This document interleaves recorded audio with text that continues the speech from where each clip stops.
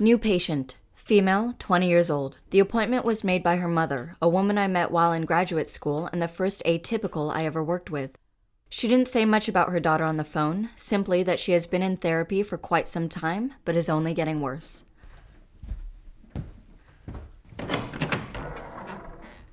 You must be Chloe. Why don't you come in?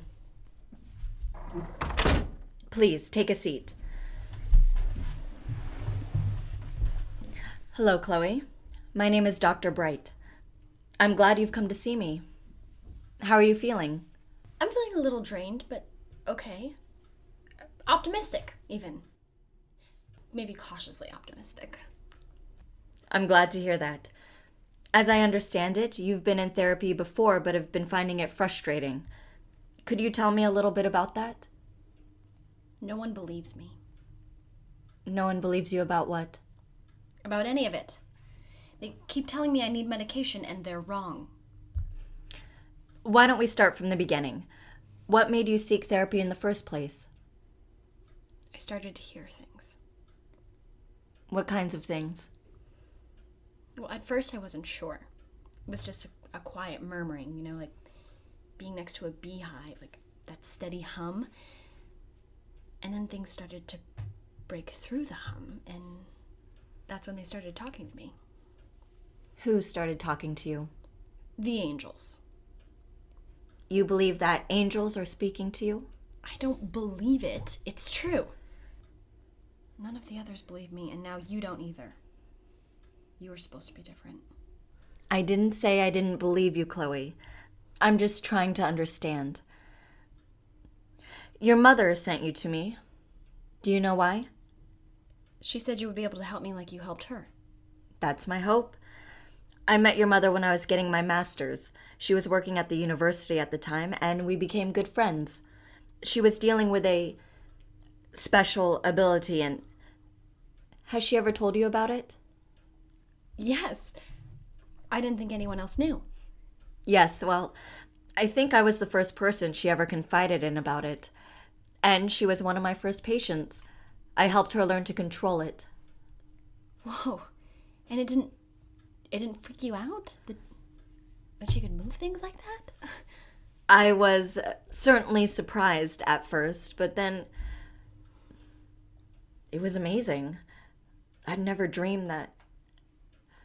Well, your mother is very unique, and it seems you've inherited some of that. So you believe me then? About the angels? Why don't you tell me more about these angels? How often do they speak to you? Oh, all the time. They're speaking to me right now. It's a little quieter than usual at the moment. They like to give me some space and be a little less noisy when I'm by myself or in a quiet place. They're very respectful like that. Well, most of the time. When are they not respectful? Well, if I'm in a busy place like the campus dining hall or driving home in rush hour, they can get really, really loud, and they all try to talk at once, and it just gets to be a little much. That's why I had to go to therapy in the first place. One of my professors made me see the college mental health advisor after I had a bit of an outburst during a lecture. What caused the outburst? Well, I was trying to take notes on the found art movement. I'm an art major, and there were so many voices getting in the way. And some of it was about the lecture. Sometimes the angels try to be helpful, and I know they mean well, but there was just so much other stuff too, and it was just too much, and I couldn't concentrate, and everyone was looking at me, and I just sort of lost it. I see. Is it always like that when you're in a big group? Yeah, mostly. It's best when I'm in my studio. I do sculptures, mostly with clay, and I work at this outdoor studio on campus, and I think the angels really like it because they always say the nicest things when I'm working. Even when the studio is full, they're just always saying the nicest things. What do they say? They just talk about art. It's beautiful. The flow of artistic inspiration and all these different ideas. My art has reached new heights since they started talking to me. It's like they're all working on their own pieces, and they tell me about them, and it just elevates my own artistic thought. That sounds lovely. But lectures are still difficult for you? I haven't been to any since. After I talked to the school counselor, she told me to seek more official psychological evaluation, so I went to go see a therapist, and that's when I got my first diagnosis. And what was that diagnosis? Schizophrenia. You said that was the first diagnosis. You saw another psychologist after that? Yeah. I saw 2 more before coming to you. And they said the same thing? Schizophrenia? Yes. But they're wrong. I'm not schizophrenic. I'm not paranoid, and I'm not seeing things. I'm not crazy! No one is calling you crazy, Chloe. But auditory hallucinations are very serious. They're not hallucinations. What the angels are telling me is true. I know it is because that's why I'm here with you. I'm sorry? I don't follow. I moved back in with my parents after it all started, and last week I was sitting in the kitchen with my mom trying to help her cook, but there were too many voices and it got to be a little much, so I sat down and I put my head in between my knees because sometimes that makes me feel better, and then this little voice starts telling me things about my mom. Yeah, I'm an only child, but the angel was saying my mom had a daughter before me, but she died. And I didn't know that, and it made me so sad. So I asked my mom about it, and she was so surprised.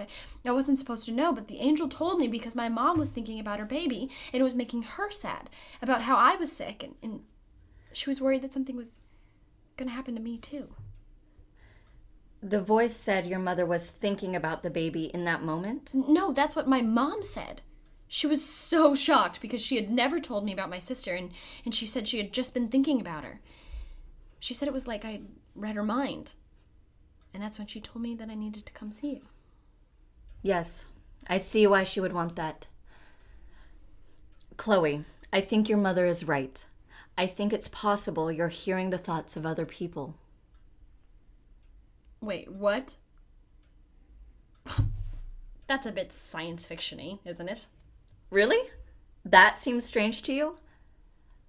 I'm sorry, I'm surprised you find that harder to believe than angels speaking to you. It's not my place to question the methods of the universe. She moves in mysterious ways and will send messages in whichever way she pleases. I've always felt a deep connection to the cosmos. It's clearly trying to push me on a certain path. Why do you think that? Because the angels tell me things that will help people. Like telling me about my sister. Now my mom can talk to me about it and unburden herself. She doesn't have to feel alone anymore. What else have the angels told you that have helped someone? Well, nothing else yet. It's hard to sort through all of them at once. You know, they all talk over each other and I get snippets here and there. It's easier when I'm with one person, like with my mom. Or the college therapist. The angels told me she was way out of her depth and worried she was going to say something wrong to me, so I tried to take it easy on her. You know, not overwhelm her too much with my energy. That was kind of you. But don't you think it's possible that what you are hearing were the actual thoughts of the therapist? How exactly do these angels communicate with you? Do you hear full sentences? Not so much. No, I don't really know how to describe it. It's like hearing the lyrics to a song that's playing in the background. You know, you're not paying attention, but a word or two sneaks its way into your brain, and maybe you get the idea of the song just from these few words and the melody, and does that make sense? I can't pick out individual words exactly, but I just know. I see. And you can't choose not to listen, I gather. No, it's always there. Well, but I can't really choose to listen either, if you know what I mean. Like I said, it's not like I can focus on the words and pull out full ideas. They just come into my mind and then I understand them. Are you hearing them now? Yep. Although they're being quieter than normal. What are you hearing? Or should I say, what are you understanding? I'm not sure. Things don't always come through. It's a little unfocused at the moment. Someone's worried about their next patient. Oh, that must be you, I guess. Are you worried about your next patient? How, yes, I suppose I am. But I wasn't actively thinking about him in that moment. Are you sure you should be doing therapy with this person? When you're so worried about them being dangerous? It's not worth it if you think they might hurt you. That really isn't any of your business. I'm sorry, I didn't mean to. It's all right, Chloe. You just surprised me. That's all. You were right. I am concerned for my next patient.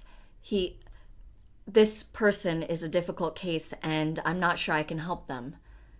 But I wasn't thinking about that when you heard it. I was very much focused on you. See? I told you I wasn't hearing people's thoughts. It has to be some outside source. That's the only thing that makes sense. I'm not sure that's true. This patient is certainly on my mind. Not actively, but in the back, somewhere between my current thoughts and my subconscious. I think it's possible that's what you're hearing. That's why it's so scattered and hard to sift through. Humans are capable of thinking about so much at once that I'm not surprised it's an unclear connection. Yeah, maybe. Guess we'll never know for sure. Says who? Chloe, I think you can learn to control this ability. Focus it. It will become less distracting to you, and perhaps you'll be able to actively listen and pick out the thoughts. But I think that's probably enough for today. Consider this a preliminary consultation. We can start full sessions next week if you're interested in working with me. I just need to look at some of my notes and see what methods I can come up with. Oh, okay, right. That would be good, I think, if you really think you can help me. Yes, I think I can. Okay, so until next week then, I want you to continue to avoid large groups and see if you can focus more on listening when you're one-on-one with someone. Okay, thank you, Dr. Bright. I'll see you next week. Goodbye, Chloe. It was lovely meeting you.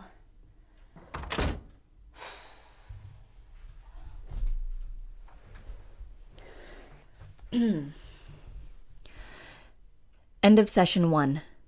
Truly remarkable patient. I had to cut the session short due to the patient becoming aware of my own neurological activity. This is going to be a difficult obstacle to overcome in treating her. She cannot be allowed to hear my thoughts, but I have to teach her to control her listening.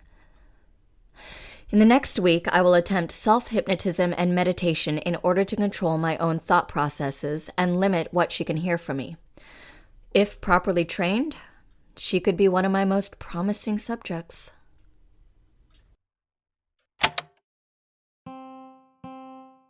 The Bright Sessions is written and produced by Lauren Shippen. The voice of Dr. Bright is Julia Morizawa. The voice of Chloe is Anna Laurie. Special thanks to Elizabeth Laird for her advice as both a psychologist and lover of fiction, to Elizabeth and Matthew Harrington for their enduring support, and to Anna Laurie for our graphic design. For additional content or to donate to our podcast, please visit thebrightsessions.com. For any questions or just to say hi, email us at thebrightsessions@gmail.com. Thanks for listening and stay strange.